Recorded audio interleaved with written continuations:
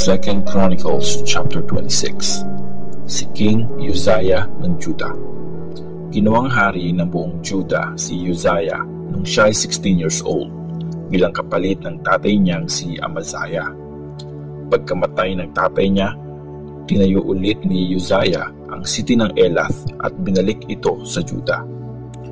Naging hari si Uzziah nung siya ay 16 years old at naghari siya sa Jerusalem sa loob ng 52 years.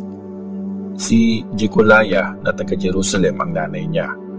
Ginawa ni Uzziah kung anong tama sa paningin ni Lord, gaya ng ginawa ng tatay niya. Sinunod niya ang Diyos habang nabubuhay si Zechariah na nagturo sa kanya na maging faithful sa Diyos. Binibless siya ng Diyos habang patuloy siyang sumusunod dito. Nilusog ni Uzziah ang mga Philistines at winasak ang mga pader ng mga city ng Gath, Jamnia at Ashdod.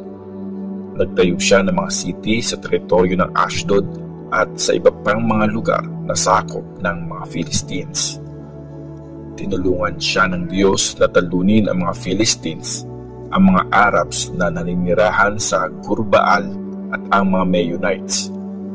Nagbabayad ng tax ang mga taga-Amnon kay Uzziah at naging sikat siya hanggang Egypt dahil sa lakas niya.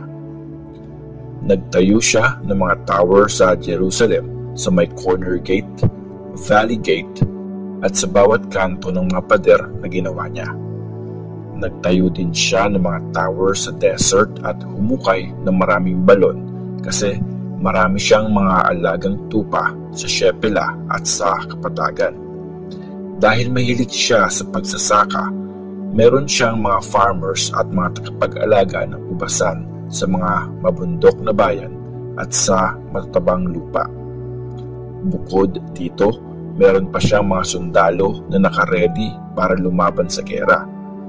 Nakagrupo ang mga ito ayon sa listahang ginawa ni Jeiel at Maaseya sa pamumuno ni Hananiah na isa sa mga commander ng hari. May 2,600 na matatapang sundalong leader ang mga tribe. In charge sila sa 307,500 na mga magigiting na sundalo na sasabak sa gera at magtatanggol sa hari laban sa mga kaaway niya. Binigyan silang lahat ni Uzziah ng mga shield, sibat, helmet, armor, pana at mga batong pambala ng tirador. Nagpagawa siya sa magagaling na mga inventor ng mga makina para maghagis ng mga sibat at malalaking bato. Nilagay niya ito sa mga tower at sa mga kanto ng mga pader ng Jerusalem. Naging sikat si Uzziah kahit saan at naging powerful siya dahil sa tulong ng Diyos. Pinarusahan si Uzziah. Pero nang maging powerful na si Uzziah, yumabang siya na naging dahilan ng pagbaksak niya. Binastos niya si Lord na kanyang Diyos. Pumasok siya sa temple para mag-offer sa altar na sunugan ng insenso. Sinundan siya ni Azariah na priest kasama ang 80 na mga matatapang na priest ni Lord para pigilan siya.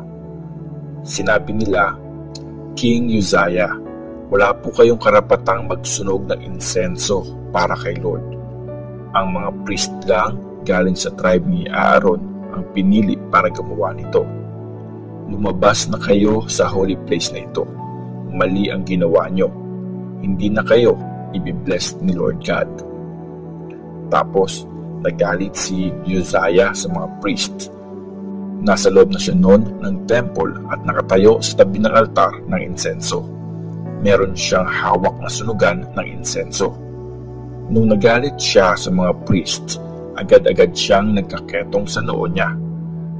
Tiningnan siya ng high priest na si Azariah at ng lahat ng mga priest na nandun, at nakita nila na may ketong sa noo si Uzziah. Agad siyang pinalabas doon. Nagmadali naman siyang umalis kasi na-realize niyang pinarusahan na siya ni Lord. Hindi na gumaling ang ketong ni King Uzziah hanggang sa mamatay siya.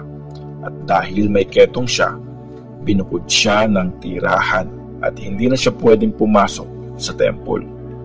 Ang anak niyang si Jotham ang nag-lead sa palasyo at sa buong lupain. Nirecord ni Prophet Isaiah na anak ni Amos ang lahat ng mga ginawa ni Uzziah mula sa simula hanggang sa katapusan. Namatay si Uzziah pero nilibing siya malapit sa libingan ng mga hari kasi may ketong siya.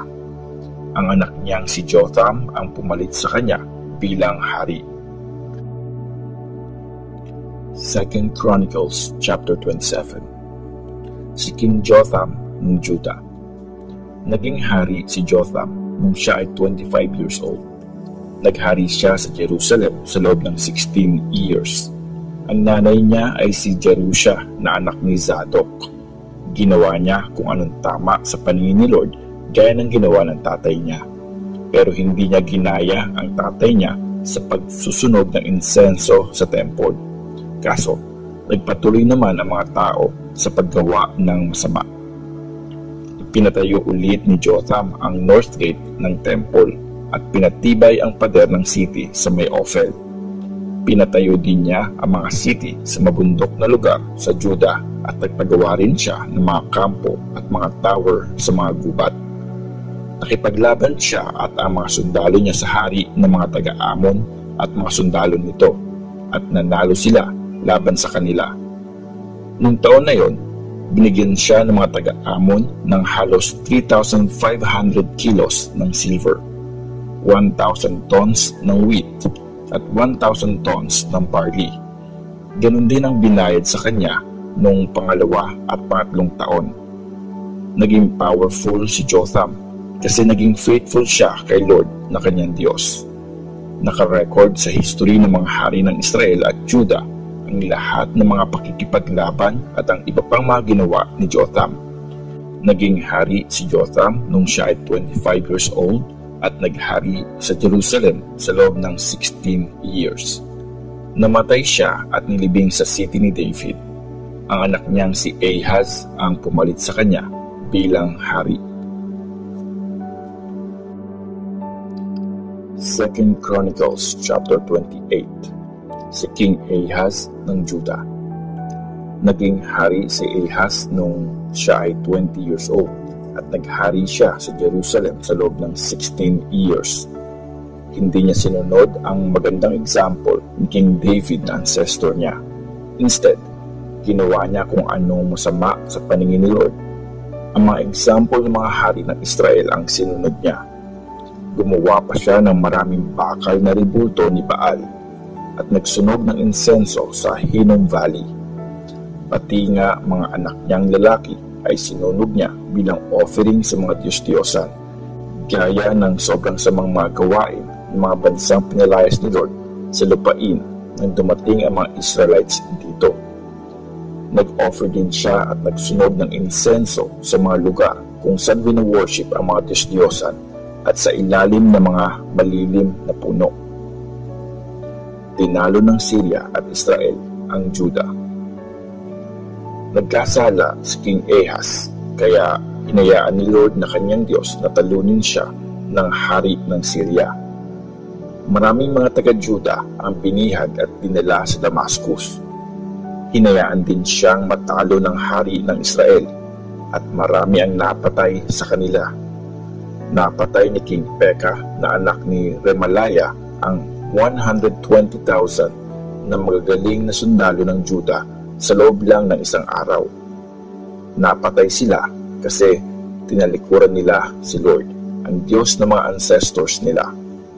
Pinatay ni Zikri, isang sundalong taga-Ephraim, sina Maasela na anak ni King Ahaz at Elkanah na kanang kamay ng hari.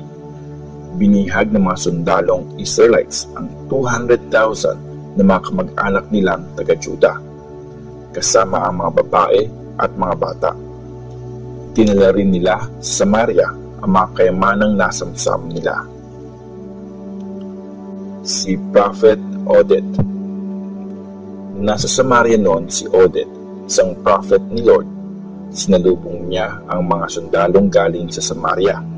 Sinabi niya sa kanila, "Nanalo kayo laban sa Judah kasi galit sa kanila si Lord, ang Diyos ng mga ancestors nyo. pero walang awa niyo silang pinatay at alam ng Diyos yon. At ngayon, gusto niyo pang gawing alipin ang mga lalaki at mga babaeng taga-Juda at taga-Jerusalem. Di niyo ba alam na nagkakasala rin kayo kay Lord na Diyos niyo? Kaya makinig kayo sa akin. Pauwiin niyo na sila, mga kamag-anak niyo sila, dahil kung hindi, matitikman niyo ang matinding galit ni Lord. Nandun din ang 4 na mga leaders ng Ephraim na sina Azariah na anak ni Jehohanan, Berekiah na anak ni Meshilemoth, Jehezkiah na anak ni Shallum, at si Amasa na anak ni Hadlai. Tinutulan din nila ang balak ng mga galing sa gera. Sabi nila sa mga ito, hindi niyo pwedeng isama ang mga bihag na yan. Nagkasala na nga tayo ng malaki kay Lord, kaya siya nagalit at pinurusahan tayo. Tapos ngayon, dadagdagan niyo pa mga kasalanan natin. Kaya iniwan ng mga sundalo sa mga leaders at mga taong bayan ang mga bihag at ang mga nakuha nilang kayamanan. Kumilos naman agad ang 4 na leaders at inasikaso ang mga bihag. At mula sa mga nasamsam nila, tinamitan nila ang mga walang damit, binigyan ng mga sandals, pinainom, pinakain at ginamot ang mga sugat nila. Sinakay nila sa mga donkey ang mga nanghihina at hinatid ang mga bihag sa kanilang mga kasama na nasa Jericho, ang city ng mga palm tree.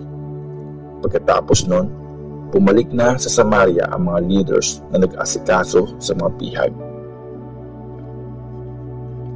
Humingi ng tulong si Ahaz sa Assyria. Noong time na yun, humingi ng tulong si King Ahaz sa hari ng Assyria kasi nilusob ulit ng mga taga-Edom ang Juda at natalo ito. At marami ang nabihag sa kanila. Nilusob din ng mga Philistines ang mga city sa Shephelah at sa Negev na nasa Juda at nasakop ang mga teritoryo ng Beth-Shemesh, Aijalon, Gederoth, Soko, Timna at Gimzo. Tapos, doon na sila nanirahan.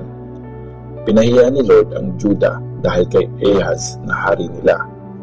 Hinayaan kasi ni Ahaz na magkasala ang mga taga-Juda at hindi siya naging faithful kay Lord.